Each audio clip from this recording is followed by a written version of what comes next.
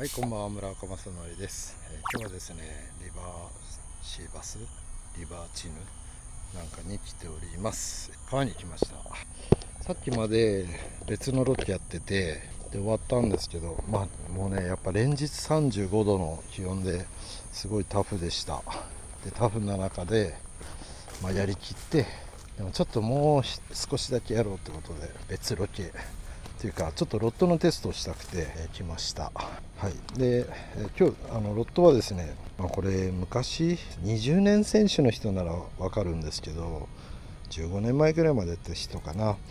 アピアのこれ風神ゼータのプロトロットですね。でモデル名をイブランと言います。イブラン、十何年前まで自分の一つの代名詞的なロットをねアピアから出してたんですけど、それの復活じゃないけど再定義っていうんですかね、そういう感覚で来ました。おお、いいね。でどんなロットかっていうと、昔はですね、運河の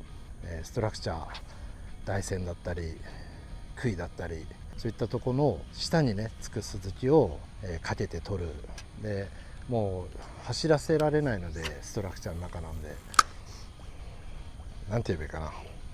もうガチンコファイトですね。だから非常にこう ML の表記でしたけど、実質 M かそれぐらいの硬さがあって、非常に先調子でかけたらもう絶対取るというようなねロットで、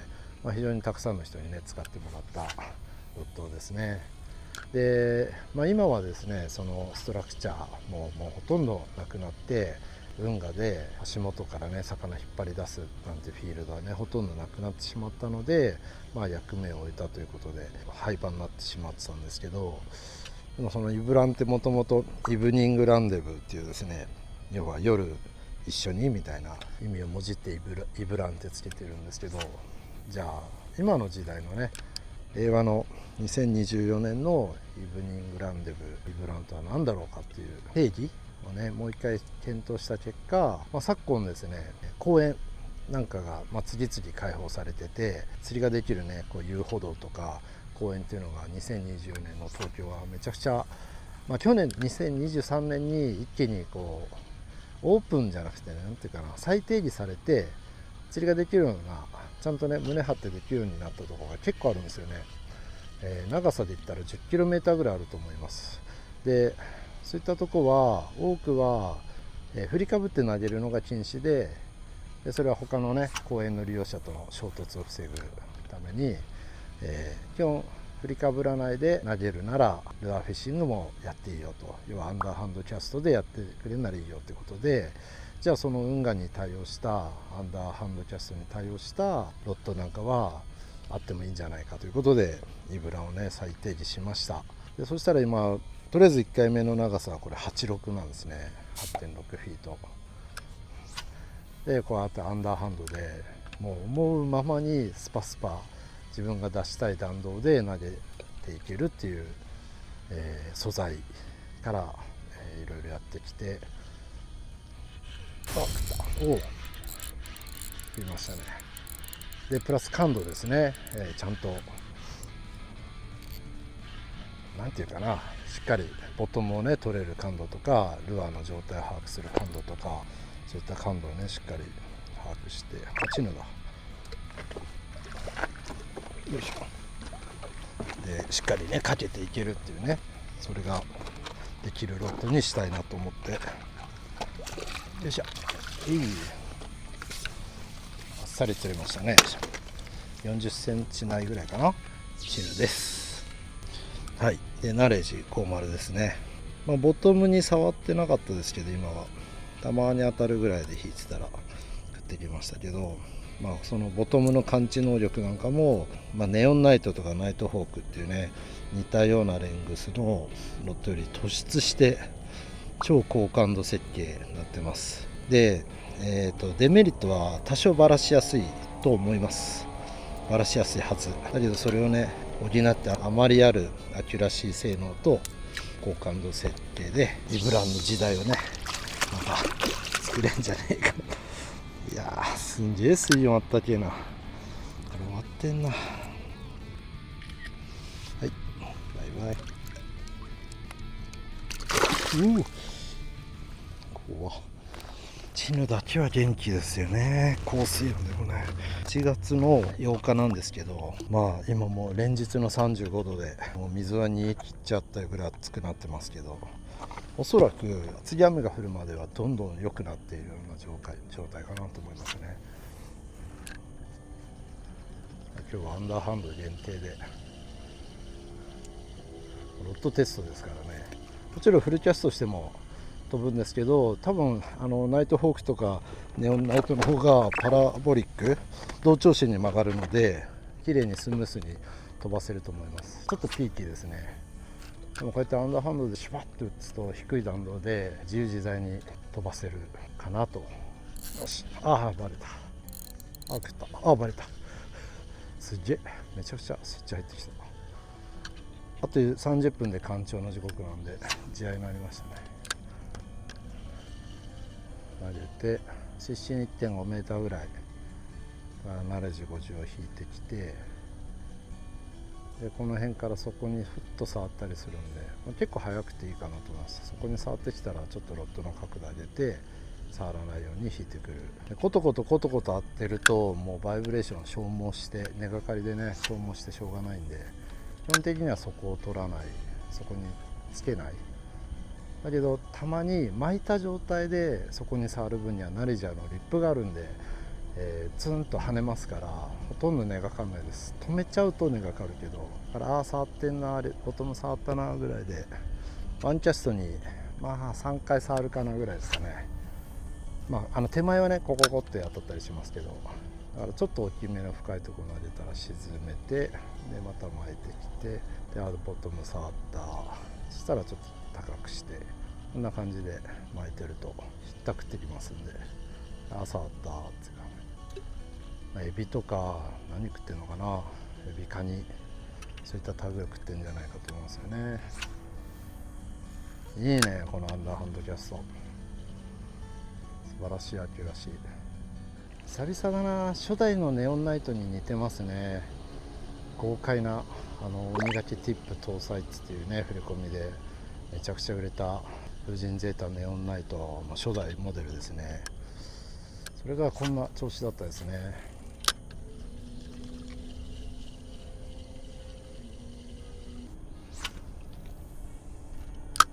いいね。アンダーハンドキャストめっちゃキレッキレで、バックハンドがね綺麗に決まるロッドは気持ちいいですね。でロッド背負わない分手返しんで、こういった釣りも振りかぶる必要ないですからね。遠くに投げる必要ないし、正確に自分が落としたい水面の位置にねルアーが落ちればいいんで、そのままここから背負って投げて引いてきて、でめちゃくちゃ先調子で感度がいいんで、ボトム触ってるなって感じで操作性がいいですよね。本当はシーバスロットです。いきなりチヌ釣ってるしあれなんですけどチヌ釣りロットとしても非常に優秀。昨今もシーバスよりチヌの方が多い東京湾奥ですから。今足元まで来てた。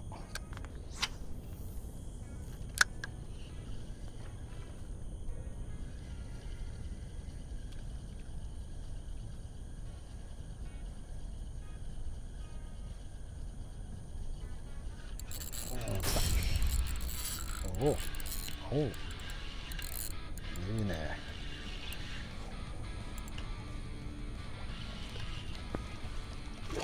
よいしょ。シーバス違う、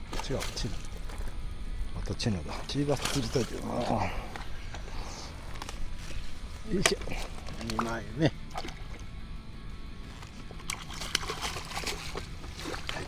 いいんじゃないでしょうか。今度は30センチ台ぐらいですかね。いや悪くないですね。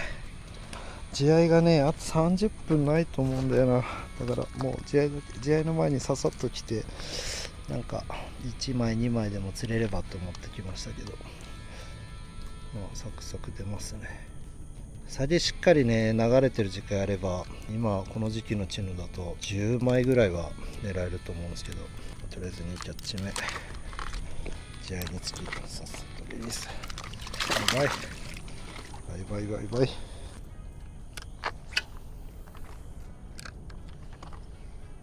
近況報告みたいなのもね全然気取りチョコやってなかったんで、いろいろ話したいこと山ほどだったけど、ちょっとロケ終わりで、頭パンクしてんな。エビのねガーリックシュリンプのレストランの人材採用、ほぼ決まりました。内定は出して、その人が承諾すれば1人決定ですね。最終的に2人ぐらいいけんじゃないかと思いますが、本当に60名近い方に応募いただいて、書類選考等を経て、何名かの方とねグループディスカッションとかもやって、非常に才能ある方いっぱいいたんですけど、とても充実した採用活動だったと思います。でまだまだ土木工事真っ最中で、全然開業のめどは立たないですね。もうそろそろ、最初レストランってことで設計してたんですけど、意外と高くてですね、昨今の建築費ちょっとこれでいきなりスタートして、今当たったな、おいぐいすごいスイッチ、やっぱ釣った直後スイッチ入ってるんですよね、他のチームが。で建築費高くて、これはしんどいぞって思って、でうまくいけばいいですけど、うまくいかなかった時に結構な負債を残すなと思って、それで最初キッチンカーでスタートして、でそれで十分お客さんがついてやっていけるってなったら、すぐレストランのね建築にこう出そうかなっていうふうに変えました。でキッチンカースタートだとかなりスモールスタートができるので、最悪ね、自分にとっては飲食業初めての挑戦なので、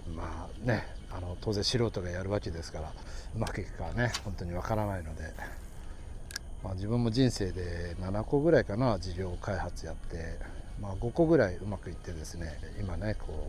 う2つの会社でその5つの事業をね伸ばしてやってますけど、飲食業はね自分なりに勉強した結果甘いもんではないんですよね、絶対ね。ただ10代の時に最初に自分は飲食業に行こうかなって思ってたぐらい料理は好きで、自分で料理のレシピも高校生の時にも家の料理結構作ってて、有り合わせの食材でねこうバレた、いいっすね。やっぱ感度いいと違うな。ちょっとナイトフォークとかでこの間ちょっと違うところでやってたんですけど、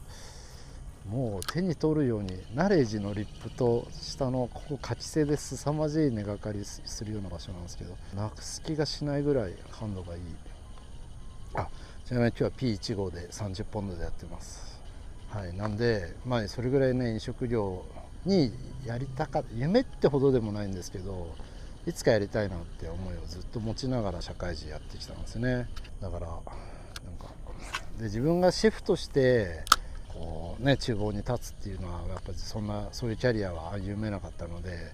無理だとは思うんですけど、飲食業をねやるその事業家としてはね、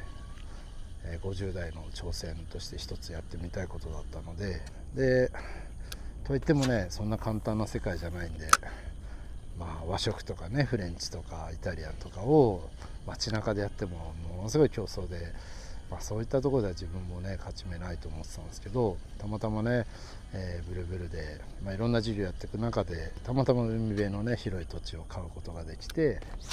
でそこでエビの養殖なんかをやろうかっていう話の中で、この養殖から来るエビの養殖から来る養殖場直営のガーリックシュリンプレストランですね。そういったのなんか絶対面白いってなって思うんですよね。で養殖場直営のガーリックシュリンプレストランで、それが海辺にあって、一応キッチンカーでワンプレートで出して、でそれをね海辺の好きなところで食べてきてくださいねみたいなでスタイルのね提供してる店は多分関東東京湾一帯関東一帯には一軒もないし、全国的にももうエビの養殖場がまだね全然夜明けの段階なのでないと思うんですよね。だから養殖場直営の新鮮なエビ提供できるだけでも競争力あると思うし、それをね海辺で食えるっていうんで、そのオンリーワンっていう、自分が好きなのはオンリーワンなんですよね。オンリーワンは競争がないんで、自分の好きなように、そんな感じで頑張ってやっていきたいなと思ってます。だけどまだね電気配線とか電線とかももう3倍ぐらい 2.2 倍近いんですよね、昔の。だから自分もプラントやってたんで電線とかねいろいろガス管とか見てましたけど、デッキ配線こんなすんのみたいな感じでちょっと驚いたけど、もう昨今は別にぼったくってるわけじゃなくて、これが相場ですなんて言われちゃって、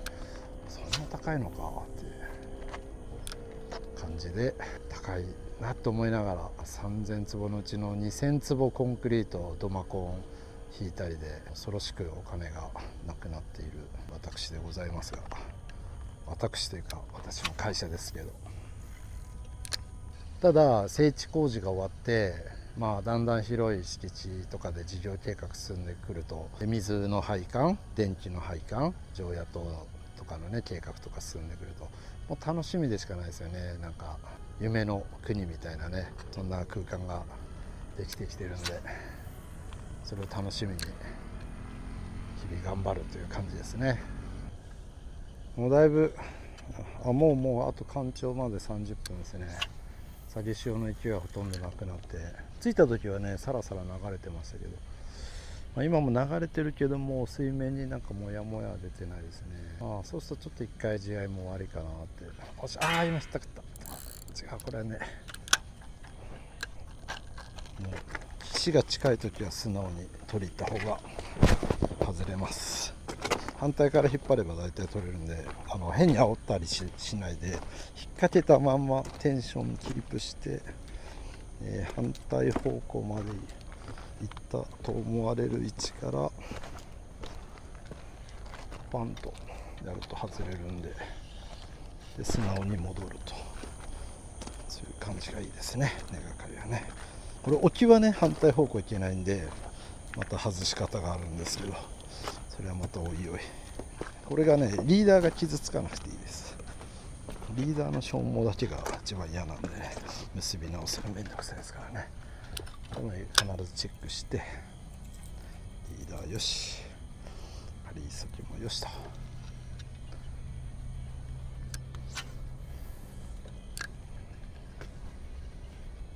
っかり一回そこ付近まで、そこ取っちゃうと根がかるんで、そこ付近まで沈めることが重要ですね。で満潮時はそれがすごい難しいので、初心者の人はぜひ干潮前後からスタートしてください。浅いから根がかりそうに思えるんだけど、最初はね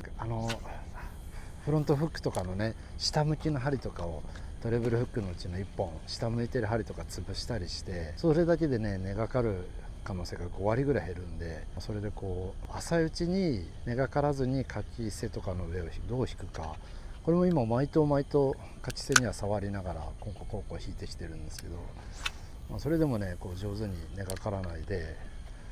引くことができます。だからそういう経験もね積めるんで、満潮時に来ると結局ボトム取らないと釣れないので、沈めるためにもっとゆっくり巻く必要があるんですね。でその方が根がかります。ルアーの動きも上下になっちゃうんで、干潮時は浅いんで外しやすいし、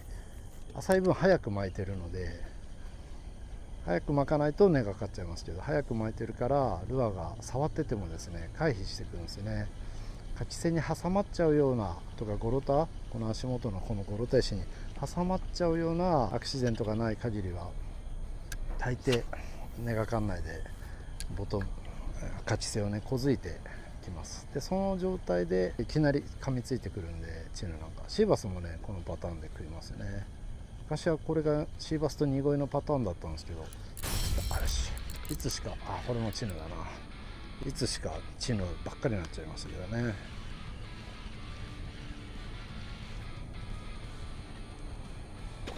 おいおいおい、3枚ね。今日1じゃないですか。45ぐらいかな。楽しいですね。マットチャートエブランいい、すげえ感度いいからなくす気がしません。はい、バイバイ。起こしたら一気に行くパターンですね。アイカがいた。早まだ流れてる。脈打ってますね。今日っていうかもう夏はね、夜のサジェションなんて全然引かないんで、このとろいサジェションでも初心者向きですね。はい、でこうちょっとずつ釣りながらね、人がいなければだいたい自分は5メーターぐらいずつですかね、右にずらして、で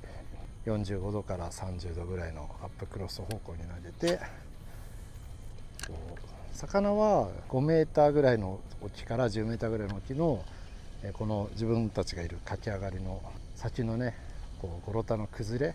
その辺についてるんで、そこにナレージ当てに行くような釣りですね。だからクランクベイトでも釣れるし、あれだけども、リップ付きバイブレーションが一番楽です。もうダラーって引いてきて、リップが当たったら跳ねてくれて、これが普通のバイブレーションだと結構ね取られちゃうんで、手前味噌ですがナレージがあって素晴らしい釣りができますね。駆け上がりの底から一段上がったぐらいのところで追い食いしていくんですかね。駆け上がりの外から一回泥っぽいところから駆け上がりに当てて、こう当たって、でそこから抜けてゴツゴツゴツって石を 2,3 段跳ねてきたところでドーンといきなり後ろから噛みつくのか真横から飛びつくひったくってくるのか分かんないけど、そんなバイトばっかりです今日は。これ日によります。もうで日中は日中でまた全然パターン違うし。よし食った。バズいい。今日バイト多いな。連日35度で、3日連続かな、35度東京都。そんな中元気なのはクロダイですね。クロダイとボラは元気だけど、スズキはもうぐったり感ある感じで、さっきまでスズキのロケやってたんですけど、まあ渋かったですね。大苦戦しました。でもね、マチーヌは元気いっぱいで全然やる気マックスで、特にこの時間ね、真夜中気温下がって、人間も今ここでゴロタバで釣りしてて汗かくような状況ではないですね。風もほとんどないんですけど、気温28度7度ぐらいまで下がってるのかな。だから楽ちんです。しばらくはこのライフスタイルですね。この時間釣りして朝方帰って、朝方帰ると日中何もできないんで、自分は2時ぐらいには帰って、でちょっと眠いけど起きて仕事して、夕方寝てみたいなね。夕方か夕ご飯食べないで一回寝て起きたら出てくるみたいな、そこで夕ご飯っていう感じでもいいですね。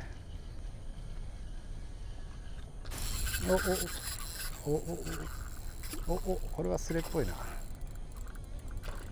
スレっぽいな。戻ってきた。見てた。スレでした。目の前にここになんかいましたね。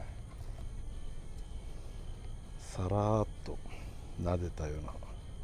傷が、フックもちょっと伸びてきましたね。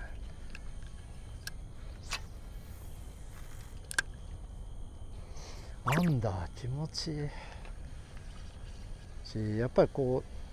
うボトム取っていく釣りなんで、投げて着水した時もこう何がいいって、アンダーで投げるとラインが低い弾道で出てるんで、あっという間にこう水面にラインが落ちて、これがオーバーヘッドだとね、肩より上の高さからラインが落ちますから、そこの1秒ぐらいもまたこれ武器ですよね。大したことではないんですけど、気持ちよさが、手返しの良さ感がめちゃくちゃ心地いいです。リブランでも長さはねまだ悩んでます。86から92とか93っていうのもあったし、10.4 のちょっとこういう硬い竿を1本作ってもらったんですけど、秋はですねそれで14センチ台のルアーが、アンダーハンドキャストで飛ばせるんですよね。長いっていうのも使って、だからそれはそれでこっちかなと思ったり。ただ 10.4 のアンダーはさすがにかったるくて、魚釣るためだけだったら正義なんですけど、果たして多くの人が受け入れてくれるかっつったらちょっと自信がなくて、だからちょっと悩んでます。でこの86ぐらいが一番運河周りとかね、こういったところでアンダーハンドで高感度、先調子、キャストの正確性と高感度をね圧倒的武器にしてやっていく風神ゼータ、自分の監修モデルでは最後ですよね。万能ロッドのねハイローラーで、ハイローラーはなんか時代に合ってんのか、おかげさまでとんでもない数のねオーダーいただいて、今もね次の生産の予約を受け付けてるみたいな状態までね評価いただいて本当感謝してますし、自分の監修モデルのネオンナイトももう20年ぐらい前か、それぐらいからやって、もう今回で5代目なんですけど、さらにね仕上がって、でやっぱすごいたくさんのねオーダーいただいて、ナイトホークもねたくさんオーダーいただいて、まあ、8393103みたいな感じで1フィートずつね違う3兄弟、まあ、結構3本とも持ってるみたいな、めっちゃ金持ちな人も結構いらっしゃって、フィッシングショーとかイベントがあると3つね袋持ってきて、袋にサインくださいなんつって持ってくるんですけど、本当にありがたいなと思ってます。でもそこの3兄弟とは一味違う、でもまあ昔からシーバスやってた人なら、あ、イブランがここで復活するんだっていうね、非常に感慨深いモデルが、自分もやっぱ特別な思い入れがあるのがイブランですね。自分が世に出たその完全ストラクチャーゲームのヘビーカバーっていうんですよね、ハードなストラクチャーのことだからヘビーカバースタイルって呼んで、まあ、当時のシーバスのね、釣りの常識を全部ひっくり返すようなスタイルを提唱して、で自分は20代前半ですげえ面白い釣りしてる若いやつがいるってことで世に出れてスポットライト浴びたんですけど、まあ、その代名詞がねイブランなんですよね。よし来た。ちょっと流れがもうないね。流れてる時しかやっぱ食わない。潮止まりでも食うんですけど、ルアーがねもう動かないんですよね。だからもう一息、あと 1,2 枚釣りたいね。イブラン多分ここから1年ぐらいかけて作ってきますんで、ぜひね楽しみにしててください。もうあんだ気持ちってか、もうなんかずっとこれやばいな、こればっか使っちゃいそうだな。何釣りしても面白いんじゃないかな。まあ先代のイブランは6点だったんですね。7フィートちょっと足りないぐらいのレングスだったんですけど、結構ねマゴチ釣りからシロギスとかカワハギ釣りでもいいですとか、まあ、イブランっていうロット自体はシーバスを足元のねストラクチャーからに挑んでかけて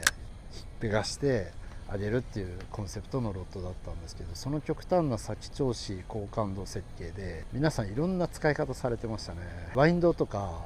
それにもすごい良かったみたいだし、まあ、特にボートロットでも結構皆さん使われてて、まあ、あんまりグリップエンド長いロットじゃないんで、ボートでそんなね一日中ワインドしたり、それこそシーラとかでもいいよなんつっている人いましたけど、手首壊れねえかなんて思ってたんですが、そういうねなんか極端な竿だったのに、なぜかどのモデルよりもいろんな汎用性を皆さんが見つけて愛されてたロットだったんで、まあ、それがね今度このモデルになったらどうなるかですかね。惜しくて、惜しい。ちょっと針がもうだいぶダメになってますね。まあ、どうしてもね勝ち背に当てながら、岩に当てながら引いてくるんで、針先がな生倉になってきて、こうちょっとかかりが悪くなってきます。自分はねこれ45歳ぐらいから、こういったゴロタもスパイクブーツを履くようにしてます。ちょっとねおしゃれではないんですけど、これねスパイクブーツおしゃれじゃないんだけど、不意に滑って転ぶことが本当にないので、昔はこれを頑張ってスニーカーでねやってたんですけど、アシックスのスニーカーでどんなにぬたぬたぬるぬるでもそれで頑張ってましたが、一回やっぱ怪我して転んで、まさにここで滑って危ないっつって手ついたら、右手ですね、ここ手ついたところがゴロタじゃなくてゴロタの穴の中に手突っ込むような落ち方しちゃったんですね、転び方。そしたら、まあ、貝殻があって、ここの手首ズバーって切って縦に切ったんで、リストカットの本気バージョンみたいな傷がついて血ブシャーって出てそれ以来転ばないことを最優先に足回りを考えるようになりました。かっこいいかどうかとか言ってる場合じゃなくて、転ばないのがかっこいい。なるみちゃん2枚目つったかな。いいですね。さあ、であとブルブルおかげさまで、そうだ6月30日で先週ですね、第13期決算締めることができました。皆様のねご熱いご支援で今年もね会社の業績も成長して締めることができました。ありがとうございました。今年2023年度4年度は結構ね釣り業界は逆風というか、コロナの後の追い風も止まってしまって、ちょっと在庫を残したりで、各社さんあまり良くないっていう話が多かったんですけど、ブルブルはおかげさまで多くの人にね愛されて、会社も増産に次ぐ増産で、どれぐらいだろう、4年前の3倍か4倍作ってると思うんですよね。とんでもない個数を作りました。百何十万個とかそういうレベルで作ったんですけど、ちょっとねがかり外していきます。もうそれもねそれでも追いつかないぐらい売れましたし、でもおかげさまでだいぶ店頭でプレゼント版のねご意見にはちょっとずつ買いやすくなってきたよみたいな意見はたくさんいただいているので、ちょっとずつ手応えを感じてます。で、作りすぎちゃって大量の在庫を抱えて今度は不良細菌化してっていうね、かつてのバンダイのたまごっちみたいなことはね絶対やったら会社多分バンダイみたいな大企業じゃないんで、うちはなくなってしまいますから、倒産で。だから今度は適度に増産の状況を少しずつ今度抑えて、増産のペースを抑えてねやらないといけないなと思ってるんですけど、適正在庫を目指して、やっぱ店頭に1面ないし2面フェイスを持てて、で定期的に季節に応じたルアーが入って、でいつでも釣り具屋さんに来たお客さんがある程度カラーも選んで買えるっていうのが理想ですかね。今のいろんな各社さんと同じようなね、そのフェイスですね。釣り具屋さんのワンスパンっていうんですかね、陳列棚ワンスパンフェイスっていうんですけど、そのワンスパンをですね取れるメーカーさんっていうのはすごい少ないんですね。でブルブルも創業当初から俺とか達郎で一生懸命いろんな店全国回って、どうにかまずワンスパンをくださいっていう。でワンスパンないと本当に空いてるとこに一列入れてもらうしかないので、でもそこにはそうそうたる会社がひしめき合ってますから、でその陳列棚増えるわけではないので、ブルブルがワンスパン取るってことはどこかが失うってことでもあるんですよね。そういう中で頑張って営業して、で特に東京地区なんかは私どものお膝元なんで、めちゃくちゃ頑張って、例えばキャスティングの金賞店なんかは2スパン取ったりして、2スパン持ってるメーカーは大手さん大和さんとかぐらいしかないので、うちもここまで来たかなんつってわざわざやっぱりお祝いするぐらいのねメーカーにとってはとても大事なとこなんですけど、でも嬉しいことであるけど、まさかこんな形でフェイスを失う上にねロゴがあるんで多分枠は失ってないと思うんですけど、物がないんで他社製品がダーって入ってね、ブルブル製品がないっていう、こんな形でフェイスを失うっていう想像はしてなかったですね。だからやっぱり何が何でも復活したいということでもう大増産してて、でやっぱりトレイシーとかジョルティとか消耗が激しいルアーを買いだめしてもらうというよりは、ちゃんとなくなったらすぐ買いに来てもらうような感じできるような体制で、スネコンとかそういうシャルダスとかね、ちょっと季節性のある特殊なルアーはそのシーズンになったらダーンと並んで、その年必要な人たちが買っていくっていうね、それが本来のルアーメーカーの仕方だと思うんで、そこねなんとか。いやこれもチヌだな。おお気持ちいい。先調子面白い。よいしょ、4枚目かな。あすげえ、めっちゃオートリリース。バイバイ。さっき釣りしてすぐに釣れて、1枚目が0時3分なんで、ちょうど1時間やりましたね。1時間で4枚、楽しいペースですね。そうですね、そんな感じでブルブルも釣り具の方は好調な形で13日締めまして、でもうすぐねブルブルの T シャツ、背番号13がプレゼント版出てくると思いますんで、ぜひねプレゼントに集めてね手にしてくれれば嬉しいです。10からやってるから結構ね毎年たくさん買っていただいてる方だと10、11、12、13ってね揃ったと思うんですけど、これもねずっとやっていくと、ある時のフィッシングショーなんかで、お客さんに配ってるのは10なんですけど、自分とか1番持ってて、だからイベントなんかでみんなでユニフォーム着ましょうみたいな時は1番持ってるのが何人かいて、でテッサーさんもねなった年ブルブル5年目になったテッサーさんとか5番とか持ってるんで、全員が揃うとなかなか面白い。序列ってほどでもないけど、古い背番号ほどね、なんか気持ちいいっていうか、長いファンですよってことでもあるんで、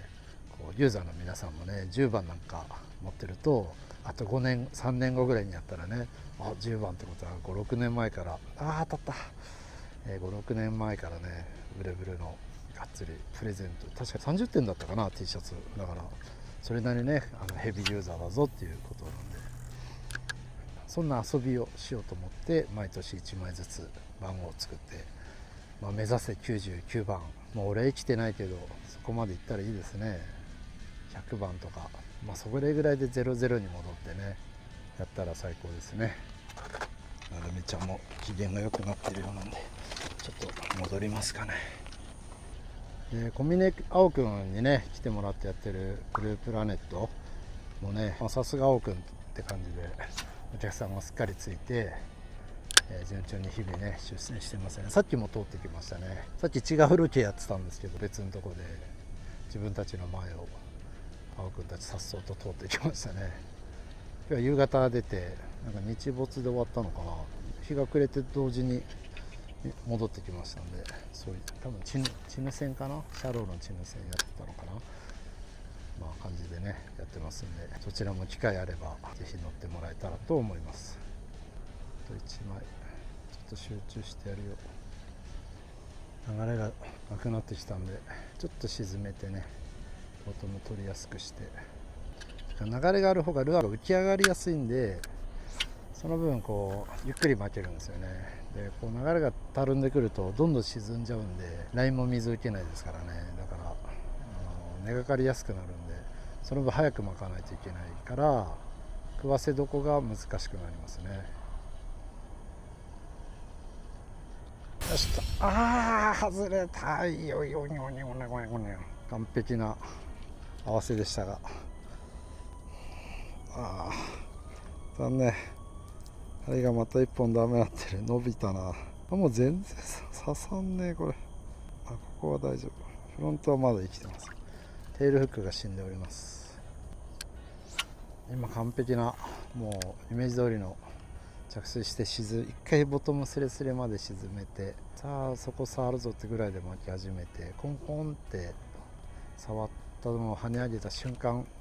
ガブッと噛みつく感じで一瞬かかりました。ずれちゃいました。さっきも言い忘れたそう、ちょいが高い時はナレッジ6号で同じような釣りができます。今干潮なんで50で同じような釣りをしてます。でそれはやっぱ沈むスピードの性能ですね。で流れ止まってきて食いしぶくなったら誘い上げてあげる。やっぱちょっとこう沈むのがどんどん速くなっちゃうんで、なんかふわふわさせてもいいんですけど、ふわふわアクションってルアーの位置が分かんなくなっちゃうんですよね。ボトムからどれぐらいか相当やり込まないと分かんないんで、自分なんかは結構こう巻いてて、でボトム触ったなーってぐらいのところでこう振るんですよ。ピュピュピュピュって。それでこうなんか小刻みにイメージはこのここ来てピュピュピュって今度ピュピュジョンジョンジョンジョンってこう 1,2 センチのスイッチですね。そんなイメージで振るわせると、それにね結構反応して食ってくるっていう。ちょっと5枚目それで狙ってみましょう。巻いてそこに当たったなって、またこう当たったタイミングで作ったでしょ。こんな感じで食わせる間を作ると潮止まりでも食わせられます。ちょっ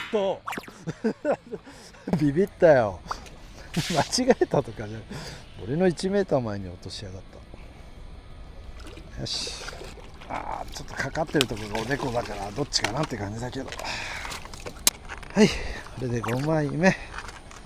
楽しみましたの5枚目です。逃がしちゃおうかね。バイバイバイバイ。はい、こんな感じでナレージをなくさなかったぞ。1個もなくさずとか言ってもなんか何個も持ってきてんだろうとか言われそうだから、なんかマジックで書いときゃよかった。はい、じゃあ終わりにしたいと思います。こんな感じでね楽しみました。これでひと夏癒される釣りなんかはこんな釣りをしながら、結構ねどこでもこうもう激戦区ですから、なかる人だけここ来てもらったらいいんですけど、どこでも再現性あるんで、浅いところぜひやってもらえたらと思います。帰ろう。